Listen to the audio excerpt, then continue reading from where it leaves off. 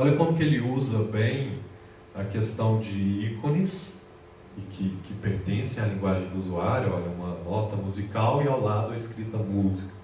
Bom, se é um sistema que toca música, provavelmente elas estão ali. Embaixo, filmes e uma roletinha de filme. Hoje a gente nem tem mais essa roleta de filme, mas na época o pessoal conhecia mais essa roleta. Tá? Shows de TV e por aí vai. Sempre falando a linguagem do usuário. Imagina se audiobooks, ou mesmo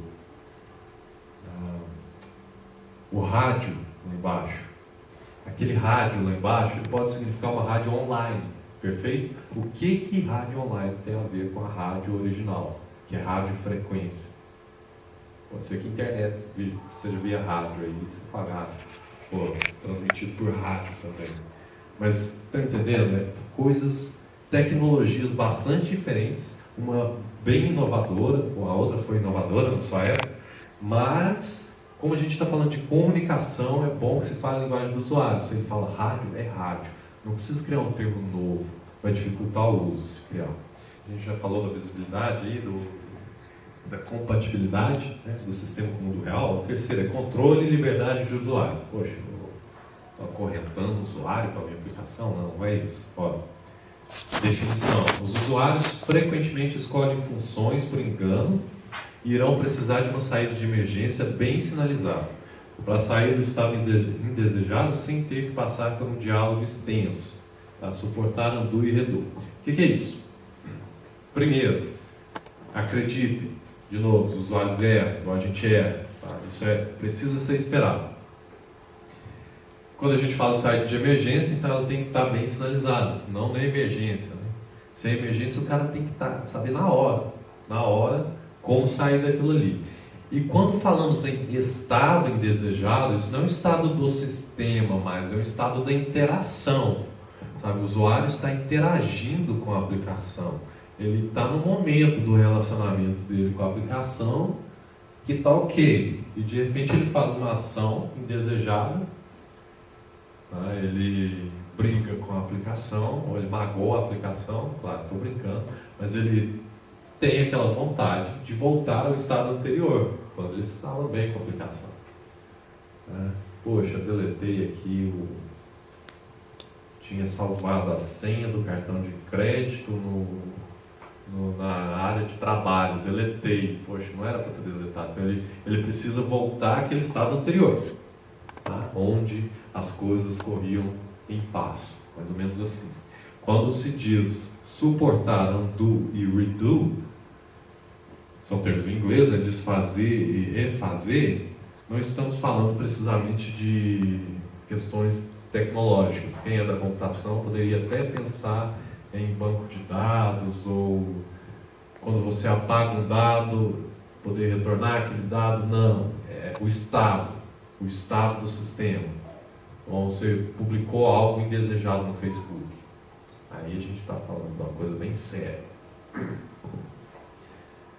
Você bateu aquele desejo de voltar 5 minutos atrás, como as coisas estavam? É isso, é disso que a gente está falando. E quando eu cito uma aplicação popular e famosa, como eu citei, não quer dizer que ela é perfeita, entendeu? Então não quer dizer que, se essa é desse jeito, a minha pode parar aí. Não, você pode pensar algo melhor, às vezes é você que vai melhorar isso daí. Então, é o estado. Aqui temos, de novo, 4 exemplos.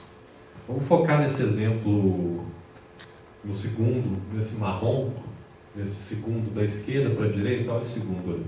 Isso é uma página web, né? Ela, eu concordo com vocês, não é das mais atuais.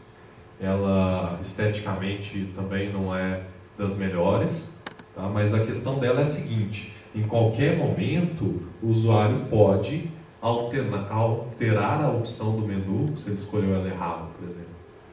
Então, o usuário escolheu a primeira opção, é aquela que está em verde, destacado lá no começo. Mas se ele queria essa opção aqui embaixo, está fácil de mudar o estado, sabe? Ele tem o controle da aplicação. Olha o primeiro exemplo. O usuário está preenchendo o formulário e ele pode cancelar a busca a qualquer momento. Ele tem o controle, sabe? ele não entrega toda a sua ação ao sistema, ele controla o que acontece. Embaixo tem uma planilha, né, semelhante a um Excel, e o usuário tem o controle ali de apagar, colocar de novo, ele tem um X para cancelar a função, ele tem um domínio do que está acontecendo.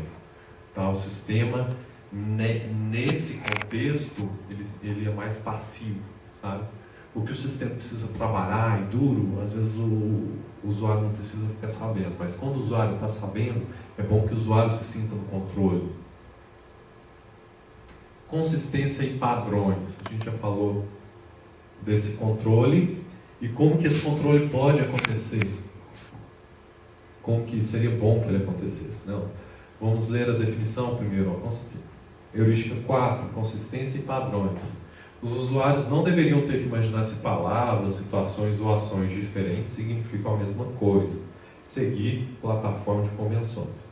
Veja bem, não confunda essa heurística com a 2, que fala sobre falar a linguagem do usuário.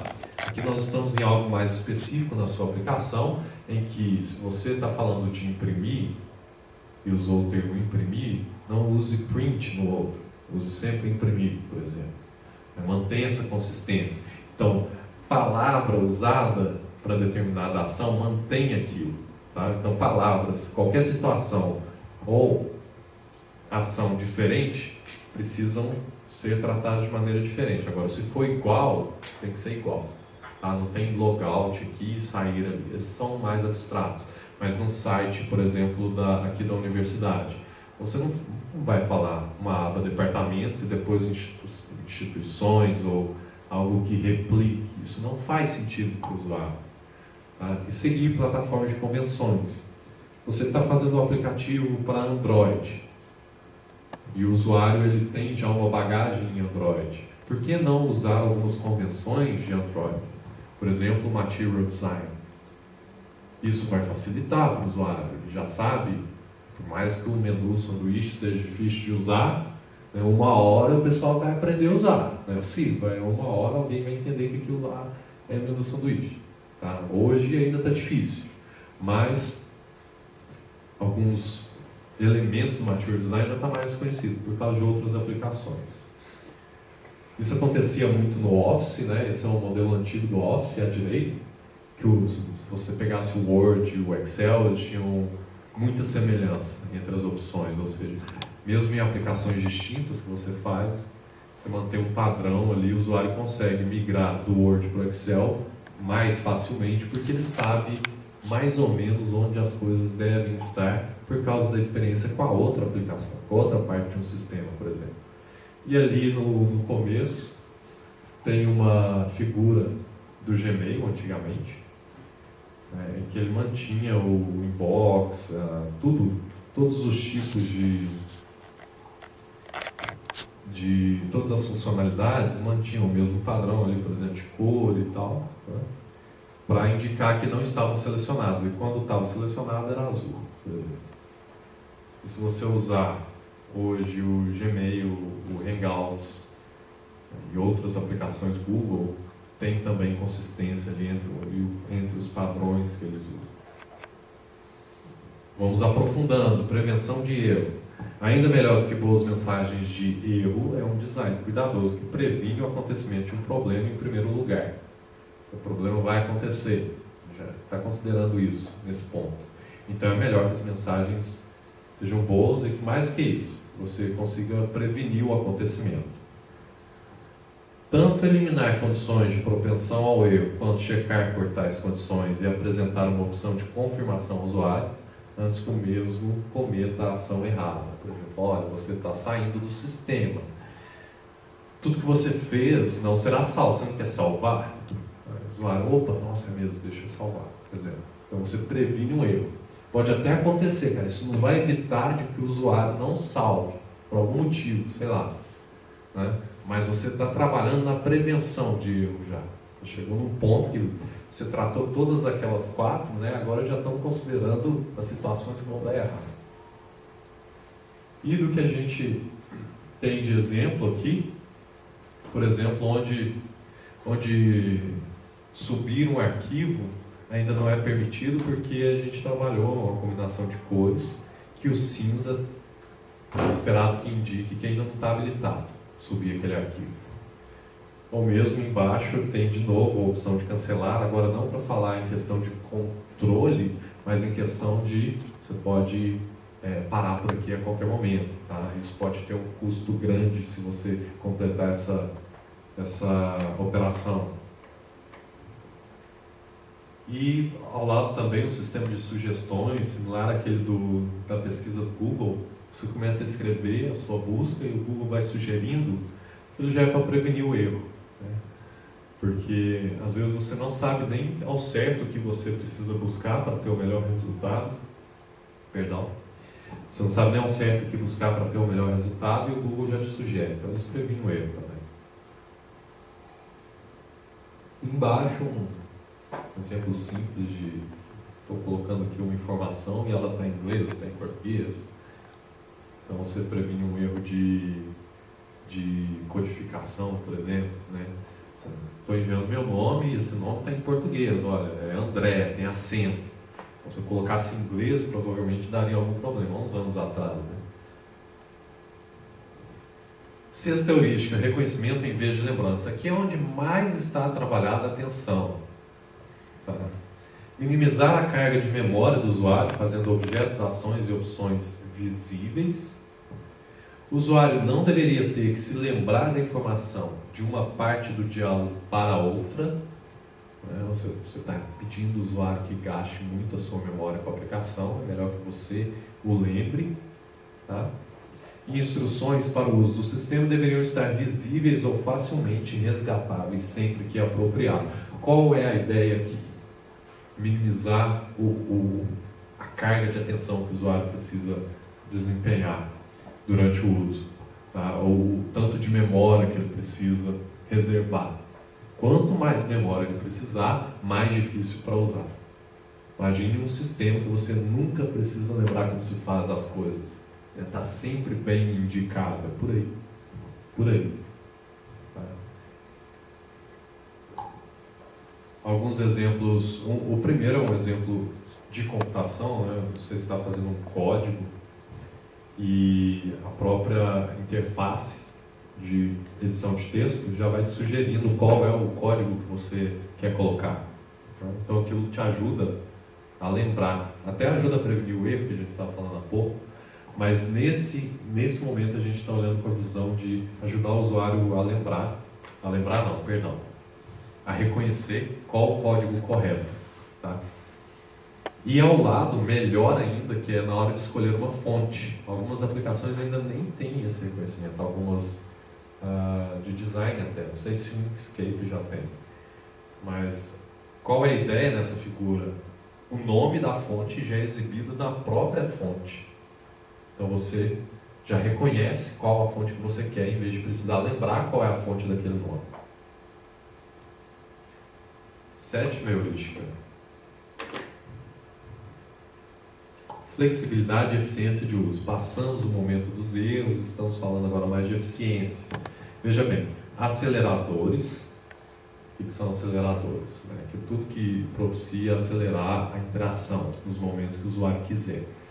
Aceleradores não vistos por usuários novatos, eles devem frequentemente acelerar a interação para o usuário experiente, de forma que o sistema possa abranger ambos os usuários inexperientes e experientes. Ou seja, você quer permitir que o usuário experiente acelere a interação? Ok, mas lembre também que tem os usuários inexperientes. Então, possibilite a quem quer, mas não exclua aqueles que ainda estão atrás nesse uso. Permitir que os usuários adaptem ações frequentes também. Isso ajuda na eficiência do uso. Então, quem gosta de usar a navegação por teclado para algum sistema sabe o que é isso. Né? Principalmente você está em trabalho. Imagine um profissional que trabalha num consultório e precisa fazer ficha todo dia do paciente. Né? Se ele precisar ficar usando o mouse, às vezes não é a melhor opção. O melhor pode ser por teclado. Né? O teclado vai mais rápido.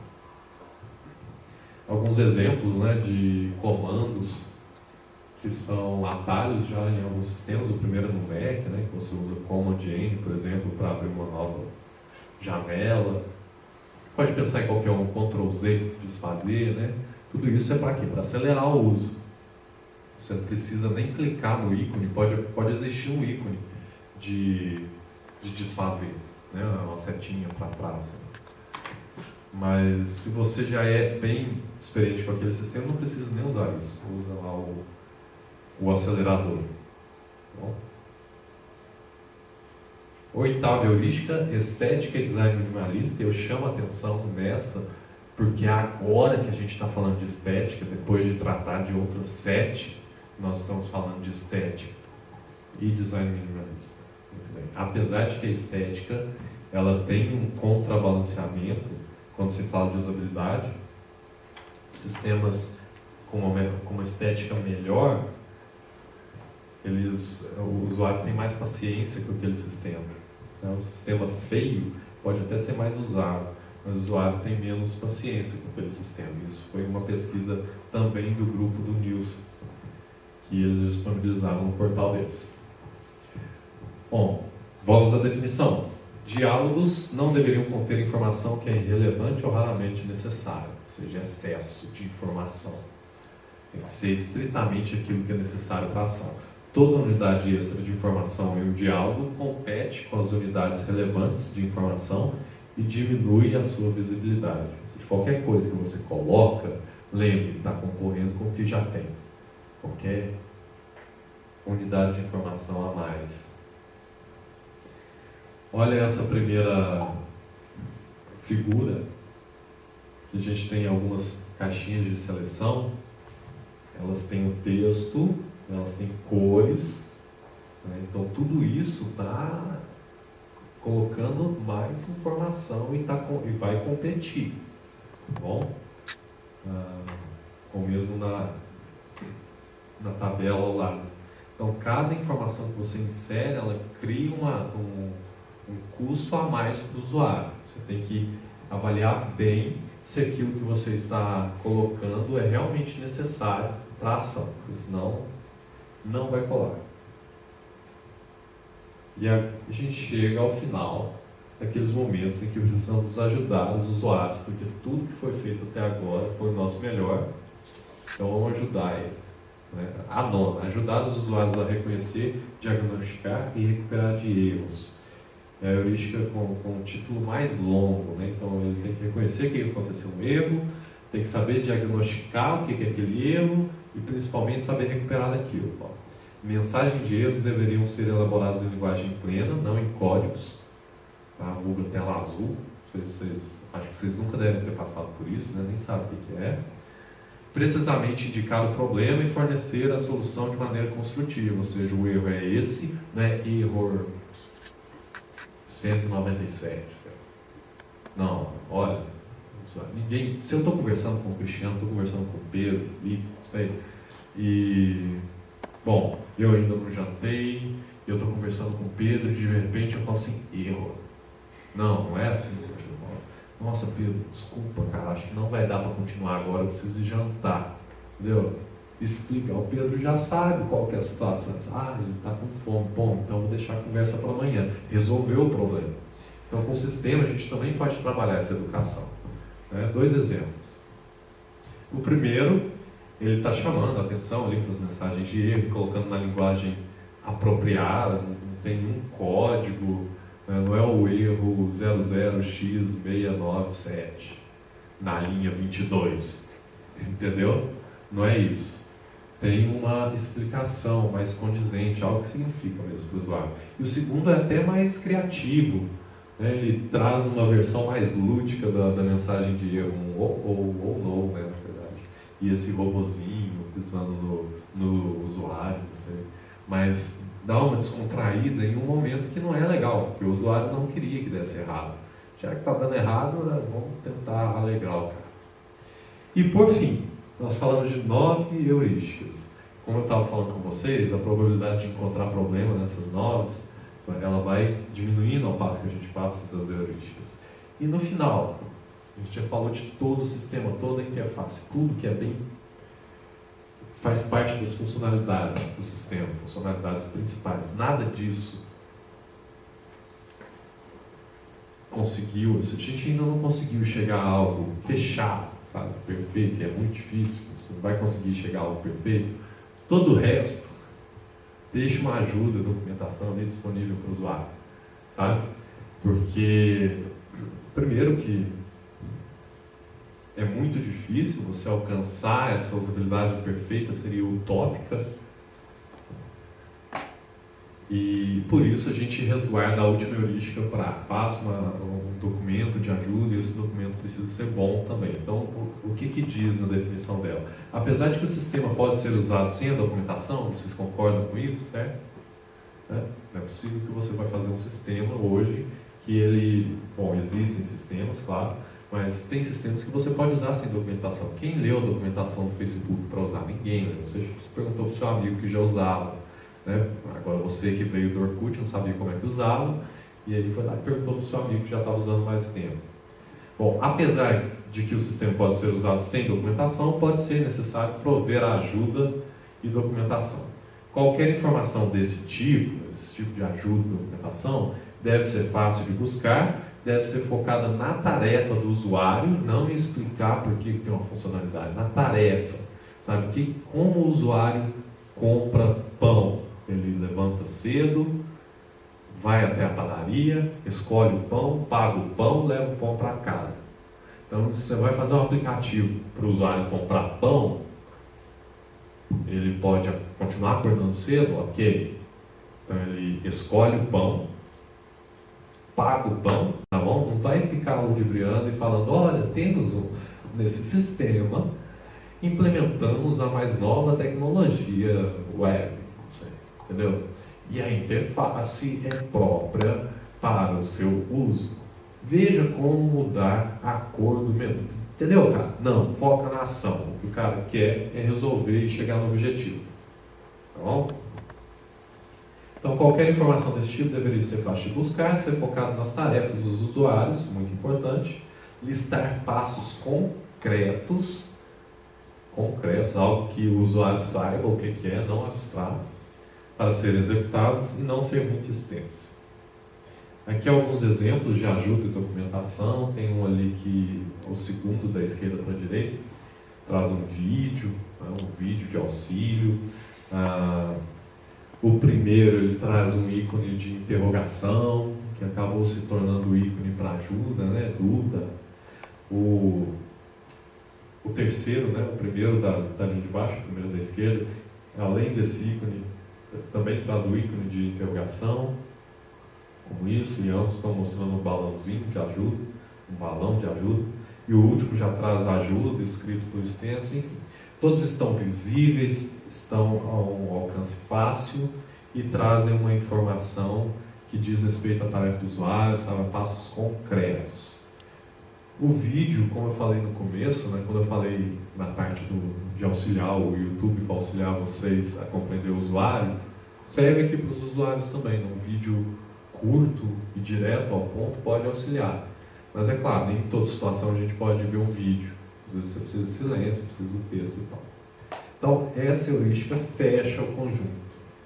Tá? Olha a diferença. Nós começamos falando lá da visibilidade do estado do sistema e acabamos falando em ajuda e documentação, né?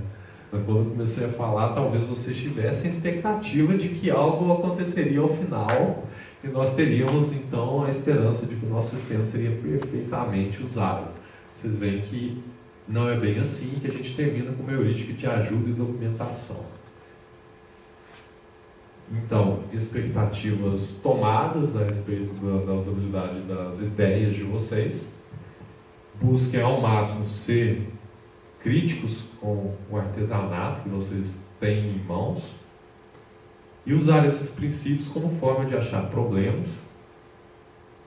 E aí trabalho da seguinte maneira: encontrei um problema, eu listo ele, mostro onde está e possivelmente até indico qual heurística é. Se você quiser dividir seu grupo e cada um vai avaliando durante um tempo a aplicação, então você pode fazer, reporta o problema, ele se refere a essa heurística ou essas heurísticas, não precisa ser só uma, pode ser mais de uma.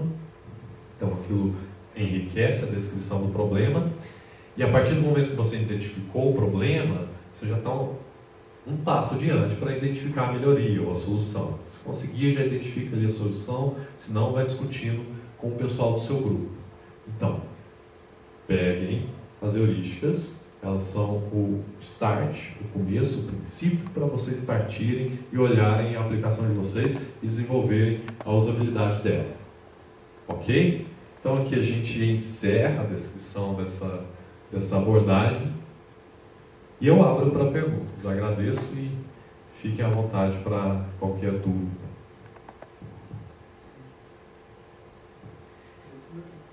Alguém? Não? Não gerou dúvidas? Muito obrigado, pessoal. Que a gente tenha os contatos, fiquem à vontade para entrar em contato com a gente.